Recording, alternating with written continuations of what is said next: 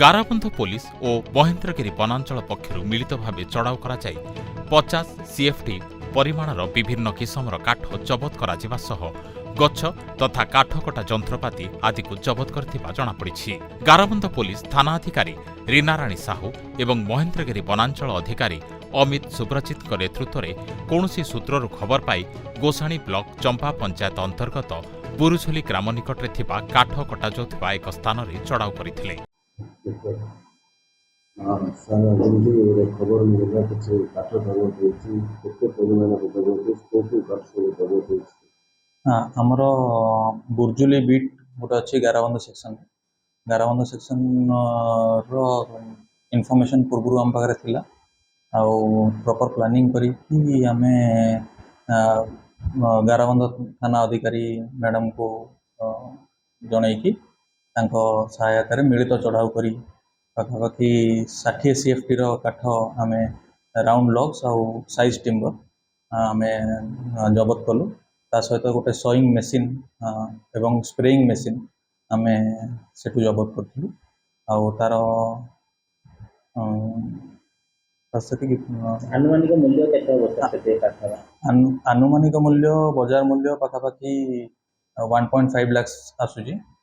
ଆମେ ଯଦି ଶାଗୁଆନ ଆଉ କଷି କାଠକୁ ହିସାବକୁ ନେବା ଏବଂ ସେ ସୋଇଂ ମେସିନ୍ ଯେଉଁ ଅଛି ସେ ପାଖାପାଖି 15 ରୁ 20 ହଜାର ତାର ବଜାର ମୂଲ୍ୟ ଯାହା ରହିବ। ସ୍ପ୍ରେଇଂ ମେସିନ୍ଟାର ବଜାର ମୂଲ୍ୟ ତ ଆମେ ଏବେ ଟିକେ ଜାଣିନୁ କେତେ ତାର ଅଛି। ସେଇ ପାଖାପାଖି ଅଭିଯୁକ୍ତ କିଛି ମିଳିଛନ୍ତି ସାର୍? ଅଭିଯୁକ୍ତ ଆକ୍ଚୁଆଲି କେହି ସେ ଜାଗାରେ ମିଳିନଥିଲେ। ଆମେ ସେ ଘର ସିଜ୍ କରିକି ନେଇ ଆସିଛୁ କାଠ ଏବଂ ସେଇ ଘର ମାଲିକ ଘର ଯାହା ଇଏର ଅଛି ତାର ଅଧିକ ଅନୁସନ୍ଧାନ ଚାଲିଛି ତା ଉପରେ।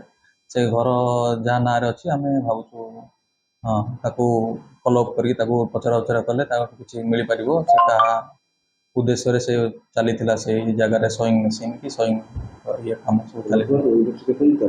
ଆଜ୍ଞା, ଇନଭେଷ୍ଟିଗେସନ୍। ଚଢ଼ାଉ ବେଳେ ଦୁର୍ବୃତ୍ତମାନେ ଖସି ପଳାଇଯାଇଥିବା ବେଳେ ସେଠାରେ ରହିଥିବା ବିଭିନ୍ନ କିସମର କାଠ ଏବଂ କାଠ ତଥା ଗଛ କଟାଯିବା ପାଇଁ ରହିଥିବା ଯନ୍ତ୍ରପାତିକୁ ପୁଲିସ ଓ ବନ ବିଭାଗ ମିଳିତ ଭାବେ ଜବତ କରିଥିଲେ। ଜବତ କାଠ ଏବଂ ବିଭିନ୍ନ ଉପକରଣର ଆନୁମାନିକ ମୂଲ୍ୟ ପ୍ରାୟ 1.5 ଲକ୍ଷ ଟଙ୍କା ହେବ ବୋଲି ଅନୁମାନ କରାଯାଉଛି।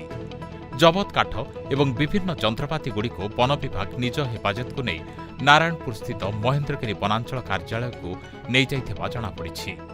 ଏହି ଚଢ଼ାଉ ବେଳେ ଗାରବନ୍ଧ ବନାଞ୍ଚଳର ଫରେଷ୍ଟର ଦୁର୍ଯ୍ୟୋଧନ ଜେନା, ଗାରବନ୍ଧ ପୋଲିସ ଥାନାର ଏଏସ୍ଆଇ ଲକ୍ଷ୍ମଣ ବେହେରା, କନେଷ୍ଟବଳ ସୁଧୀର କୁମାର ଜେନା ପ୍ରମୁଖ ବହୁ ବନ ବିଭାଗ କର୍ମଚାରୀ ଓ ପୋଲିସ କର୍ମଚାରୀମାନେ ଉପସ୍ଥିତ ଥିଲେ। ମୋହନାରୁ ଅଂଶୁମାନ ପଣ୍ଡାଙ୍କ ରିପୋର୍ଟ, ସ୍ୱସ୍ତିକ ନ୍ୟୁଜ୍।